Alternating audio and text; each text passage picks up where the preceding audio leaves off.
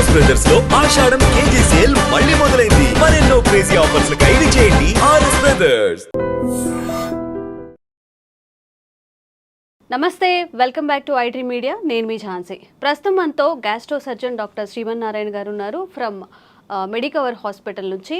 Farting ఈ word మనం రెగ్యులర్గా వింటూనే ఉన్నాము. అంటే తెలుగులో గ్యాస్ ఫామ్ అవ్వడం, నలుగురిలో ఉన్నప్పుడు ఫర్ట్ చేసినప్పుడు స్మెల్ వస్తుందని కానివ్వండి, ఫుడ్ డైజెషన్ అవ్వనప్పుడు కానీ, మోషన్ ఫ్రీగా అవ్వనప్పుడు, అందరిలో కూర్చున్నప్పుడు నలుగురిలో కూర్చున్నప్పుడు ఫర్ట్ చేస్తే అందరు నవ్వుతారు, అలానే ఆపుకోవడం, ఇంకా గ్యాస్ట్రిక్ సమస్యలను పెంచుకోవడం, ఇలాంటివన్నీ జరుగుతాయి. అసలు ఒక గట్ హెల్త్ అని కూడా ఇప్పుడు అంటున్నారు. కాబట్టి మనం ఎలాంటి ఫుడ్ తీసుకోవాలి, ఎలాంటి ఫుడ్ తీసుకున్నప్పుడు ఈ ఫర్టింగ్ సమస్యలు అనేవి వస్తాయి, ఈరోజు డిస్కస్ చేద్దాము.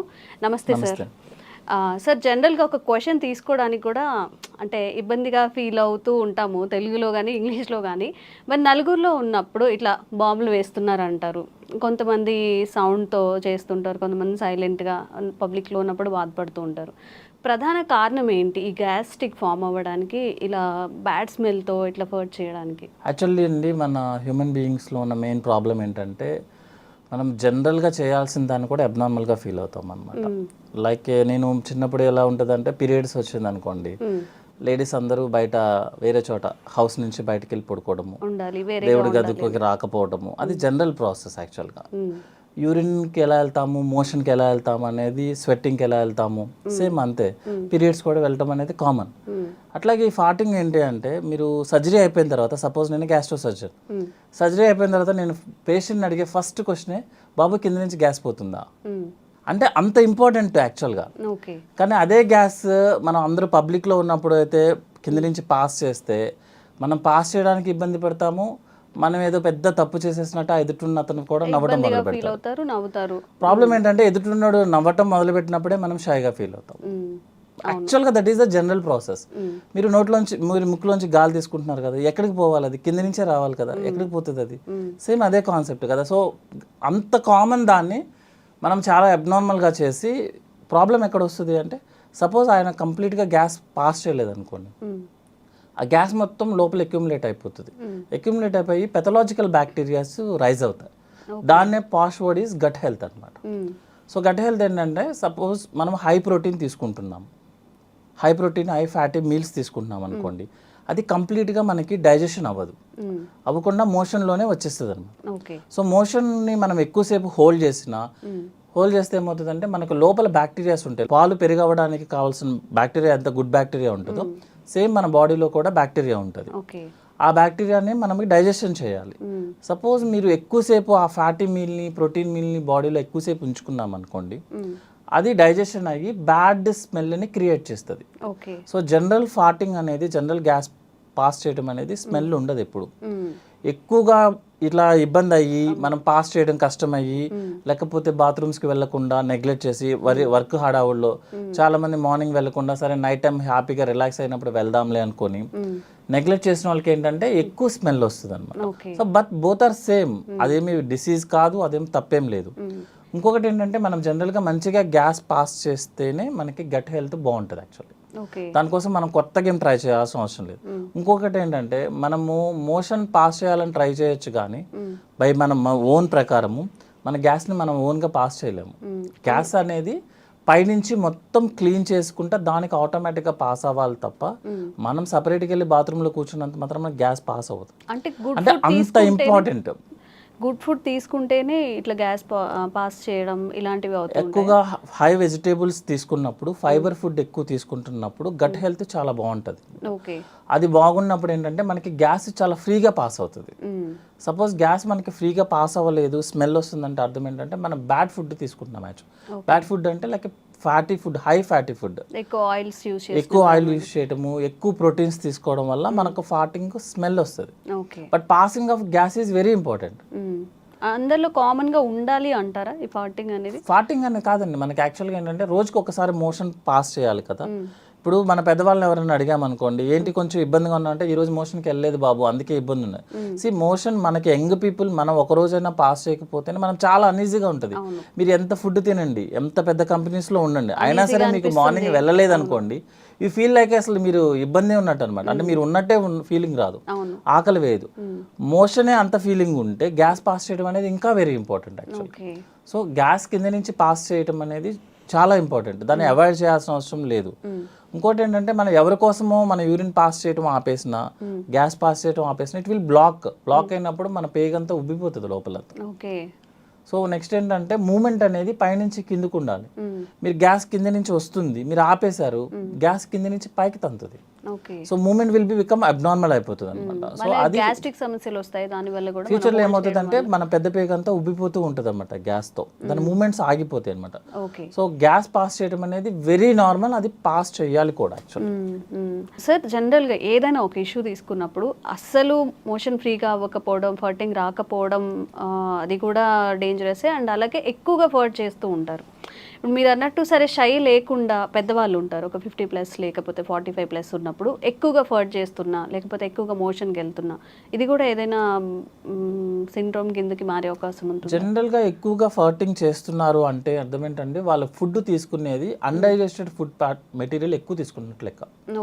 లైక్ కార్బోహైడ్రేట్ డ్రింక్స్ తీసుకోవడం కానీ, లేకపోతే మన protein high protein non vegetarian ఎక్కువ తీసుకోవడం కానీ, ఆయిలీ ఫుడ్ ఎక్కువ తీసుకోవడం కానీ, వెజిటేబుల్స్ తగ్గించుకోవడం కానీ జరిగితే ఏమవుతుందంటే మనకి లోపల మోషన్ బ్లాక్ అయి ఉంటుంది అనమాట. మనం ఈరోజు తిన్నాం అనుకోండి ఒక ఫుడ్ ఐటమ్ ఏదన్నా, అది 3-4 డేస్ వరకు మోషన్లో పాస్ అవుతూనే ఉంటుంది. మన మోషన్ మూమెంట్ ఎట్లా అంటే అండి 1 మీటర్ ముందుకు వెళ్తుంది, 1/2 మీటర్ వెనక్కి వస్తుంది యాక్చువల్గా లోపల బాడీ లోపల. సో ఈజీగా చెప్పడానికి చెప్తున్నాను అనమాట. 1 మీటర్ ముందుకు తోస్తే మోషన్ 1/2 మీటర్ వెనక్కి వెళ్తుంది. అంటే మోషన్ అనేది లోపల సర్క్యులేట్ అవుతూనే ఉంటుంది. సో మంచి ఫుడ్ తీసుకోకపోతే, లైక్ బ్యాలెన్స్డ్ డైట్ అంటాం, అంటే హై ఫైబర్స్ తీసుకోకపోతే, వాటర్ తాగకపోతే, ప్రోటీన్ ఎక్కువ తీసుకున్నా, ఆయిల్ ఎక్కువ తీసుకున్నా మోషన్ మూమెంట్ ఉండదు. ఆ మోషన్ మూమెంట్ ఉండకపోవడం వల్ల లోపల ఉన్న బ్యాక్టీరియా మోషన్ని మెటబలైజ్ చేస్తుంది, చేసి గ్యాస్ని రిలీజ్ చేస్తుంది, ఎక్కువ రిలీజ్ చేస్తుంది.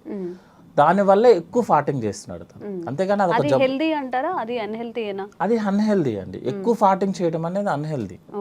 రెగ్యులర్గా ఫార్టింగ్ చేయడం అనేది నార్మల్, హెల్దీ, వెరీ హెల్దీ. ఎందుకు ఎక్కువ సార్లు ఎందుకు పాస్ చేస్తున్నాడు అంటే this is the reason, motion లోపల బ్లాక్ ఎక్కువ అయిపోతుంది తనకి. తను చెప్తాడు లేదు నేను రోజు మోషన్కి వెళ్తానని చెప్తాడు యాక్చువల్గా. అంటే మోషన్ ఎంత వెళ్తున్నారు అనేది ఎవరు చెప్పలేరు యాక్చువల్గా, ఎవరు చూసుకోవాలి. క్లీన్ అవ్వట్లేదు యాక్చువల్గా. అంటే ఉండాల్సిన మోషన్ అంతా క్లీన్ అవ్వట్లేదు లోపలికి, అందువల్ల గ్యాస్ ఎక్కువ పాస్ చేస్తున్నాడు, స్మెల్ కూడా వస్తుంది అనమాట. అండ్ ఒక్కొక్కరిలో అసలు ఫర్టింగ్ ఏ ఉండదు, అండ్ రెగ్యులర్గా మోషన్కి వెళ్తూ ఉంటామని చెప్తున్నారు. మీరేమో డైలీ ఫర్ట్ చేస్తేనే, అంటే రెగ్యులర్గా ఫర్ట్ చేసేది హెల్దీ అని చెప్తున్నారు. మరి ఇట్లా అస్సలు ఫర్టింగ్ రాకుండా అలా కూడా? యాక్చువల్గా మేడం ఫర్టింగ్ చేయటం అనేది మన చేతుల్లో ఉండదు. ఫుడ్ అంటారా? కాదు. అంటే ఇక్కడ ఏంటంటే కింద నుంచి గ్యాస్ పోవడం అనేది మన చేతుల్లో ఉండదు. పైనుంచి ఇంటెస్టైన్ గ్యాస్ని మూమెంట్ కిందకి తీసుకొస్తేనే మనకి గ్యాస్ వస్తుంది. మీకు 40-50% పేషెంట్స్ వాళ్ళకి గ్యాస్ పాస్ చేయడం అంటే కూడా తెలియదు వాళ్ళకి. యాక్చువల్లీ వెళ్తూ ఉంటుంది, వాళ్ళకి తెలియదు. అదొకటి అంటే మోషన్ అందరూ కాన్సన్ట్రేట్ చేసేది ఏంటి, మోషన్ పాస్ చేసామా లేదా అని చూస్తారు యాక్చువల్గా. సో మనం పేషెంట్స్ వాళ్ళని క్లియర్గా అడిగామనుకోండి, ఏమన్నా మీరు కింద నుంచి గ్యాస్ పాస్ చేస్తున్నారు అనుకుని షై ఫీలింగ్తో కూడా లేదండి మాకు అలాంటివి తెలియదండి అని అంటారు. యాక్చువల్గా గ్యాస్ పాస్ అవుతూనే ఉంటుంది, అది మనం నోటీస్ చేయమంతే. ఎప్పుడు నోటీస్ చేస్తామంటే స్మెల్ వచ్చినప్పుడు, సౌండ్ వచ్చినప్పుడు యాక్చువల్గా మనం నోటీస్ చేసేది. స్మెల్ ఎక్కువ వచ్చినా, సౌండ్ ఎక్కువ వచ్చినా, ఇంకొకటి చెప్పమంటారా, మోషన్ స్మెల్ ఎక్కువ వచ్చినా కూడా ప్రాబ్లం యాక్చువల్గా. జనరల్గా చూసుకుంటే 70-80% వాళ్ళకి మోషన్ అంత స్మెల్ రాదు, కొంతమందికి మరీ చాలా ఎక్కువ స్మెల్ వస్తుంది. అర్థం ఏంటంటే లోపల మోషన్ స్టక్ అవుతుంది, అంటే రెగ్యులర్గా పాస్ అవ్వాల్సిన మోషన్ పాస్ అవ్వట్లేదు అని అర్థం. 2-3 days అలా ఉండిపోవడం వల్ల ఎక్కువ స్మెల్ వస్తుంది అనమాట. సో గ్యాస్ పాస్ చేయడం అనేది హెల్దీ, కానీ ఎక్కువ ఫార్ట్ చేయడం అనేది, ఎక్కువ స్మెల్ రావడం అనేది అన్హెల్దీ. అంటే మోషన్ బ్లాక్ అవుతుంది, అంతకుమించి వేరే ప్రాబ్లం ఏం కాదు. ఓకే. అండ్ యావరేజ్గా పర్ డేకి ఎన్నిసార్లు మోషన్కి వెళ్తే మంచిది? కొంతమంది పదే తిన్న వెంటనే ఇమీడియట్గా టిఫిన్ చేసినా, అసలు ఏమైనా తిన్నా కానీ వెంటనే మోషన్కి వెళ్ళిపోతూ ఉంటారు. ఇది కరెక్టే అంటారు? ఇది మంచిదేనా? అసలు పర్ డేకి ఎన్నిసార్లు మోషన్ అయితే మంచిది అంటారు? జనరల్గా అండి మా దాంట్లో ఫార్ములా టైప్లో ఉంటాయి అనమాట. యాక్చువల్ డెఫినేషన్ ఆఫ్ కాన్స్టిపేషన్ అన్న వర్డ్ యూజ్ చేస్తే రోజుకి ఒకసారి లేకపోతే మినిమం 2 daysకి ఒకసారి, దట్ ఈస్ నార్మల్. ఓకే. అంటే వారంలో 3 times మోషన్ పాస్ చేయడం అనేది నార్మల్. ఒక్కసారి అలా కాకుండా కొంతమంది పేషెంట్స్ ఏంటంటే మోర్ దాన్ 2 days కనుక టైం తీసుకున్నా, లేకపోతే మోషన్ పాస్ చేయడానికి మోర్ దాన్ 5 minutes టైం తీసుకున్నా, దట్ ఈస్ కాన్స్టిపేషన్. అంతే తప్పించి రోజు వెళ్ళాల్సిన అవసరం లేదు. ఎవ్రీ ఆల్టర్నేట్ డే వెళ్ళినా దట్ ఈస్ నార్మల్గా మనం రెగ్యులర్గా చూసుకునే లెక్క అయితే. అట్లా కాకుండా ఎక్కువ సార్లు వెళ్తున్నాడు ఒక పేషెంట్, అతన్ని మనం హిస్టరీ అడగడం ఇంపార్టెంట్ అనమాట యాక్చువల్లీ. అంటే కొంతమందికి హ్యాబిట్ ఉంటుంది, జస్ట్ వెళ్ళి కూర్చుంటారు, ఏమి ఉండదు అనమాట. పర్సనల్ వర్క్ కోసమో ఫోన్ మాట్లాడుకోవడానికో వెళ్ళేసి కూర్చుంటారు, ఏం చేయరు అన్నట్టు. కొంతమంది డిసీజ్ ప్రాబ్లం ఉన్న వాళ్ళు ఏంటంటే IBS అంటాము, ఇరిటబుల్ బవల్ సిండ్రోమ్. వాళ్ళు ఏం చేస్తారంటే అన్నం ప్లేట్ తినంగానే ప్లేట్ అక్కడ పడేసి పరిగెత్తుతారు. చాలా మందిని చూస్తాం. అదేంటంటే మీకు చిన్నప్పుడు గుర్తుంటే పిల్లలకి పాలు పట్టంగానే మోషన్ పాస్ చేస్తారు, దాన్ని గ్యాస్ట్రోకోలిక్ రిఫ్లెక్స్ అంటారు యాక్చువల్ అనమాట. సో ఆ రిఫ్లెక్స్ మనం స్ట్రెస్లో ఉన్నా, ఎక్కువ వర్క్ టెన్షన్లో ఉన్నా, లేకపోతే సైకాట్రిక్ ప్రాబ్లమ్స్ ఉన్నా, ఎక్కువ వర్క్ స్ట్రెస్ అనమాట యాక్చువల్గా. దిస్ వైట్ కాలర్ ఎంప్లాయీస్ ఉంటారు కదా, కనిపించిన స్ట్రెస్ ఉంటుంది, బయటికి సూటుబుట్టు ఉంటాము, బట్ మైండ్ అంతా స్ట్రెస్లోనే ఉంటారు, వాళ్ళకి ఎక్కువ వస్తుంది అనమాట. వాళ్ళు ఏంటంటే ఫిజికల్ యాక్టివిటీ తక్కువ, బ్రెయిన్ యాక్టివిటీ ఎక్కువ. సో ఏమవుతుందంటే బ్రెయిన్ యాక్టివ్గా ఉన్నప్పుడు మీరు ఫుడ్ తినగానే అప్లోడ్ చేస్తున్నాము, డౌన్లోడ్ చేయాల్సిందే. సో ప్లేట్ అక్కడ పెట్టేసి పరిగెత్తుతారు, వెళ్ళేసి ఎంటీ చేసి మళ్ళీ బాత్రూమ్కి మళ్ళీ 10 minutesలో పరిగెత్తుతారు. అది IBS ప్రాబ్లం యాక్చువల్గా. ఇంకోటి ఏంటంటే వాళ్ళకి కోలికి పెయిన్ ఉంటుంది, అంటే స్టమక్లో నొప్పి ఉంటుంది యాక్చువల్గా. ఆ నొప్పి వెళ్ళి ఎంటీ చేస్తేనే ఆ నొప్పి తగ్గుతుంది. అదేంటంటే it's a mental problem type madam, physical activity లేకపోవడం వల్ల జరిగే ప్రాబ్లం ఇదంతా అన్నమాట. దాన్ని IBS అంటాము.